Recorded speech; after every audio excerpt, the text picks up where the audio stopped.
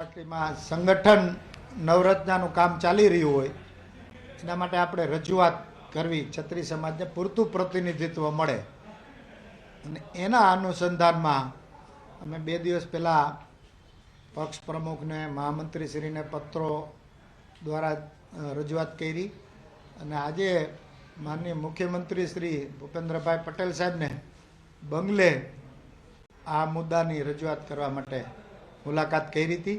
વસ્તીના પ્રમાણમાં સંગઠનમાં અમને ન્યાય મળે એમ અમે આંકડો નથી કીધો પણ વસ્તીના પ્રમાણમાં ન્યાય મળે, પૂરતું પ્રતિનિધિત્વ મળે એવી જનરલ રજૂઆતો કરી છે અને જે જિલ્લાઓ, જે મહાનગર ત્યાં ક્ષત્રિય સમાજની પૂરતા પ્રમાણમાં વસ્તી છે એને પણ ધ્યાનમાં લેવામાં આવે. માનનીય સીએમ સાહેબે પણ એક અમને પોઝિટિવ એમના તરફથી રિપ્લાય આપ્યો અને ફરી અમે જે કોઈ મુદ્દા આજે લઈને ગયા હતા, એક સંગઠનના મીન્સ કોર કમિટીના મુખ્ય સદસ્યો હતા, પણ હવે અમારા પ્રશ્નો છે એ ગ્રાઉન્ડ લેવલના પ્રશ્નો છે એટલે પોર્ટલ તરફથી પણ અમે સમાજ પાસેથી એમના કોઈ વ્યક્તિગત પ્રશ્નો હોય, સામાજિક સંસ્થાઓના પ્રશ્નો હોય એ બધા પણ અમે લેશું અને એની પછી એક અમારી જે મુખ્ય બધી જ સંસ્થાઓના જે પ્રમુખો છે, જેમ આંદોલન ચાલુ થયું ત્યારે બધા જ સંસ્થાના પ્રમુખો હાજર રહી અને નિર્ણય લીધો હતો. એ જ રીતે ફરી બધા જ સદસ્યો, બધી સંસ્થાના પ્રમુખ મળી અને જે કંઈ હવે બીજા મુદ્દાઓ પણ જો સરકારમાં રજૂઆત કરવાની થશે તો એની માટે અમે આગળ કામ કરીશું. હજી સ્થાનિક સ્વરાજની ચૂંટણી નથી આવી, દરેક સંસ્થાના પ્રતિનિધિ હાજર રહેશે અને આનો નિર્ણય ત્યાં જાહેરમાં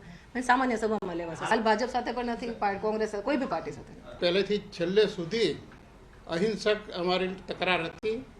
ભલે રૂપાલાનું અમને જે થયું તે થયું, એ પ્રકરણ પતી ગયું.